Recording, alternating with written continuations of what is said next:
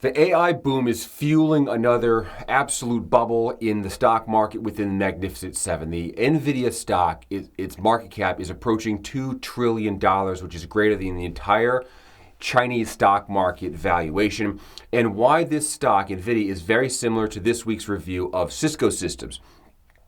Nvidia trades currently at 40 times sales. Cisco Systems back in 2000 in the dot-com bubble traded an absolute premium about 26 times sales. The stock collapsed after the bubble cratered, and the market cap of Cisco Systems has never ever recovered. Now 20 plus years later, it's still less than it was back then. Why? Nvidia is at risk of an absolute collapse. Please be careful. Let's take a dive into history now and look at Cisco. And while the earnings and sales have continued to grow in Cisco's for 30 years, the market cap is still less than what it was in 2000.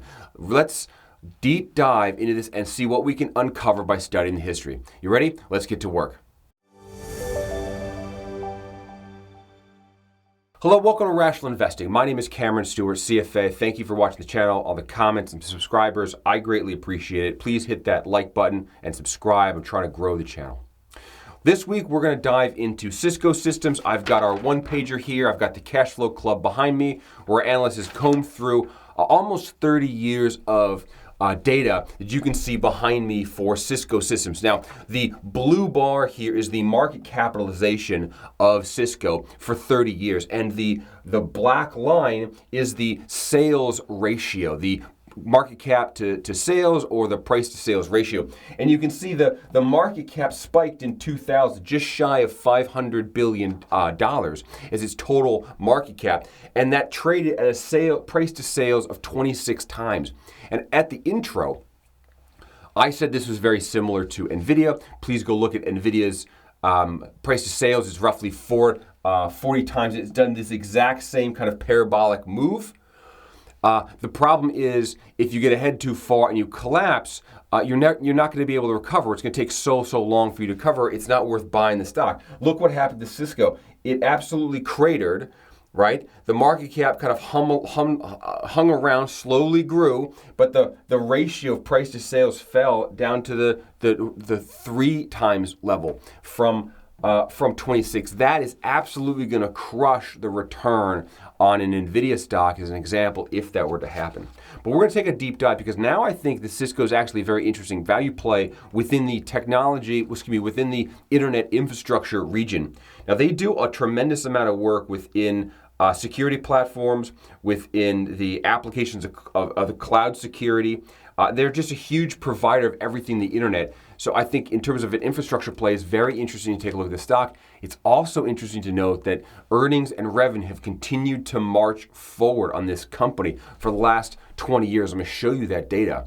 And if you're looking for a very interesting value play or something that might have a little bit more security to it, this stock is very interesting. Now we're going to look at this stock like we do it on this channel with all stocks with our 5 key attributes. Now these are basically 5 key things to look for to begin your due diligence on a stock from a value investor perspective, right? We're going to buy this company and we're going to hold it for 20 or 30 years. We want to make sure a couple things fundamentally are going on, and I use those 5 factors to kind of pull those out. Number 1, top line revenue growth. You want a company that can grow its top line revenue. Number 2, earnings growth. We use EBITDA, earnings before interest, tax, depreciation, and amortization. But you can use EBIT, operating income. Basically, you want the enterprise level earnings of the company to be growing. Not necessarily earnings per share. You want to focus on the enterprise as a whole. That should be growing. Number 3, you want strong free cash flow. That's kind of the name of the game. Number 4, you want low debt. Debt is critical. It needs to be less than 3 times debt to equity. We've explained this in the past. When earnings are hit, debt equity ratios spike, and that's when you get a risk of bankruptcy. You want to keep that as low as possible, ideally 0. And number 5, you want a well-priced stock. You want to buy a stock that's reasonably priced, hold it for a long time. Paying too much for a stock and following that bandwagon is a great way to end up upside down in a stock. A la if you bought Cisco in 2000s when everybody was buying it. Yes, ultimately the sales forecast, and I'll show you this, actually did kind of achieve what it was going to do, but they paid so much for the stock ahead of the earnings that it wasn't worth holding for the last 20 years. So I alluded to it for a while now. Let's take a look at the EBITDA of Cisco Systems for the last 30 years. This is a huge zoom out, a lot of data. I hope you can see this. Take a screen grab and you can look at it at your leisure. But the blue bar is EBITDA, or operating level earnings for us. Earnings before interest, tax, depreciation, and amortization. And you can see it follows this nice slope, kind of slowing off here a little bit of the last, say, decade or so. But earlier in the 2000s, it had rampant growth. You can see from, say, I don't even know what this number is. It's so small. This might be $1 billion of EBITDA to $2 billion to $4 billion to $6 billion at the peak. That slope was basically continued. That's what I think is most interesting here. The market was correct in their ability to grow, right? They continued to grow about that same rate, but they were paying so much for earnings here. This is the EBITDA multiple, the enterprise value divided by EBITDA. They're paying 100 times future earnings, paying 100 years forward of earnings you were never ever going to pay off at that height. And so as a result, when earnings underperformed during the market crash, the multiple collapsed. Long term, they were correct. The earnings continued to grow, but people were so euphoric in this era. They were paying so far in advance for the stock that they never made their money in the stock market. However, had you bought the company down here when it's trading at single digits, you still got the same growth rate that you were buying, that you thought you were buying years ago, but you paid a much more reasonable price for the stock. And that is one of the most critical things you can possibly do, is not overpay too much for a business. A reasonable price. We don't have to pick up cigar butts here. We're not trying to be the Warren Buffett of the 1950s or so. This is pay a reasonable price for a great stock and hold it for a long, long time. That's the theme. All right, so without further ado, let's dive right into the Cisco's one-pager. What is a one-pager, you might ask? Well, it's a one-page stock summary that we produce at the Cash Flow Investment Club. You can find that at cashflowinvestingpro.com right here at the top. It basically summarizes 10 years of revenue, earnings, debt, cash flow, market cap, shares outstanding to give you a long-term view of what the stock is doing. We then prepare a forecast both on an EBITDA and a free cash flow basis so you can see the underlying assumptions with how we arrive at a future stock price. Is it a prediction of the future? No. We have no idea what's going to happen, but it's a gauge to kind of say, well, if this happens, what would the return be? And we kind of judge, is the risk-reward ratio correct? So let's dive without further ado into the detail of Cisco Systems and figure out how much jack these guys actually make. All right, so we're going to pick up here with revenue. In 2014, revenue was $47 billion for Cisco, and it grew to 49, kind of hovered there for several years. In 2019, it went to 51. Then back down to 49, 51, and then last year, 57. That's $57 billion of top-line revenue. That's a 2% annual increase. Basically, inflation during that period of time we had last year or two, it's picked up, and that's probably why you're seeing a spike here in revenue from 51 to 57. That's about a 10% move in revenue just that 1 year. It looks like it's bumping along with inflation. EBITDA earnings growth here is for $12.6 billion of EBITDA earnings. It grows to 14, peaks kind of at 16 mid-year in 2019 with that peak revenue, pulls back down kind of during the pandemic, and last year it was back up $17.2 billion of top-line revenue. Again, low single-digit growth. That's a 3% annual growth rate over that period of time with some ebb and flow. And if you go back to when I showed you that 30-year time frame, you'll see that it was growing, and the last couple of years the growth rate has slowed. The last decade, the growth rate of this company has slowed. Let's take a look at the debt levels. Debt levels are $20 billion down to $9 billion. That's actually a decrease. You're going to see here with this stock, the story here is that they're taking their cash, they're buying down debt, they're buying back shares, and that's really helping the ownership of the shareholders left kind of realize a greater ownership value within this really interesting business. Excess cash was $45 billion of excess cash. In 2014, it's come down to $16 billion as they've paid down debt and bought back shares, but they still have plenty of excess cash. And what I like here is when I net the two, I net debt versus excess cash, it's actually zero. So net debt for the stock is zero. What does that mean? Well, For one, it means our leverage ratios don't count because they have zero debt. That means you, as the stockholder, have a bond-like collateral position, meaning you have a first claim on the assets of the company should it get in financial trouble or go under. But you have equity-like upside. That's a great thing to have. You're essentially the bank that owns the bond on the home, like a mortgage, and you own the home. So you get the upside benefit of being the equity holder, and you have the downside protection of being a bond holder. That's in the capital structure, the capital stack, and we like to see that. In terms of market cap has been pretty steady. I showed you that kind of bumping along. $135 billion previous in the decade, went up to about $250 billion in 2019. It's come back slightly to $213 billion in 2023. It's a 5% annual growth rate over time in the market cap. Roughly the same story with the enterprise value because net debt is zero, so enterprise value and market cap are going to be very similar. Let's take a look at our ratio. So this is enterprise value EBITDA. This is that ratio I said was hitting 100x when it was euphoric back in 2000. It cratered from there, and now you can pick this company up for an absolute song. Earlier in the decade, that is trading at 8 times EBITDA. That means you could buy the company for 8 years forward cash flow. It's been as high as 14 2 years ago. It's now trading at about 12 times cash flow, which is a very reasonable price to pay for a company that's growing at low single digits. All right, so we covered EBITDA market multiples in this stock and why it's a reasonable price to pay 12 times for a company that's growing single digits. It's definitely not worth paying 100x for the speculation of a company. But let's dive into the free cash flow of this business, where the rubber meets the road, the actual pure cash that they make selling their wares in the market. So we're going to come over here to adjusted free cash flow. It's adjusted because we expense stock-based compensation. I want to treat that like a cash cost, even though it's technically non-cash. We don't want it to be. We don't want businesses to be able to hide it. So I expense it just to be safe. Adjusted free cash flow, $11 billion in 2014.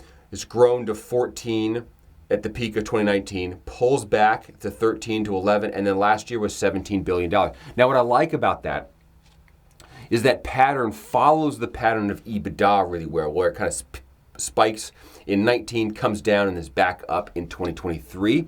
That means, in my opinion, that the accounting team is expensing costs correctly, and they're going through the cash flow statement. That's a nice little smell check to make sure that cash flow and that the expensing of that is optimal, is correct.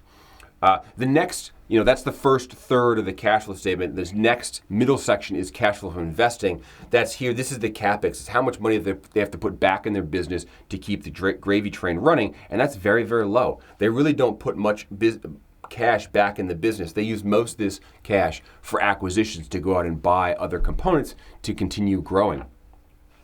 So you can see $17.5 billion of free cash flow last year. That's just piled up on the desk, right like that. End of the year, 12 months of running the business.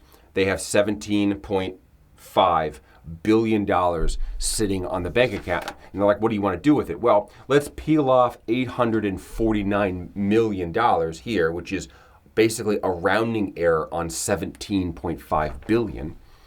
Let's peel that off and go paint some buildings, get some new infrastructure, keep the gravy train running. So now you're left with like $16.8 billion of free cash flow. What do you do with it? Well, you have zero debt, so that flows right through the equity. So this section here, this debt payment of minus $1.1 billion, that's semantics. They could easily pay off the debt. They don't have to do that. So this $17.5 billion, $17.8 billion is basically the equity owner's cash. That's what you and I have by owning the stock. If you divide that by the number of shares, you're going to get something around $3.8 per share, or maybe $4 if you're getting rid of this debt payment here.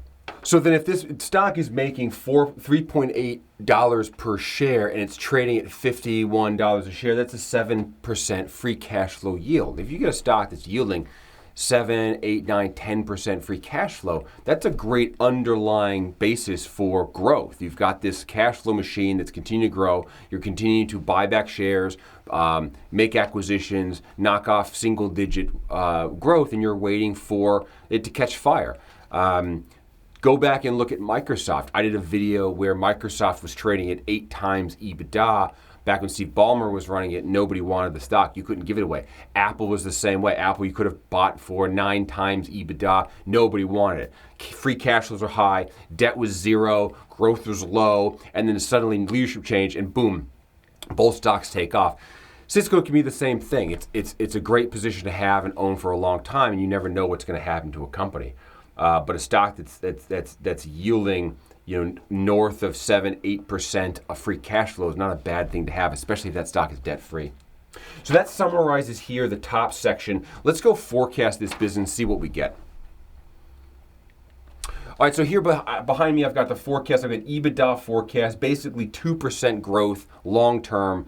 Really nothing much there. I've got a little bit of growth in 2024 based on their guidance. And then I'm just saying, okay, we're just going to flatline like they have been in the past, 2% annual growth. I'm going to apply 11 times market multiple. So actually a little market multiple compression. It's at 12 currently to 11.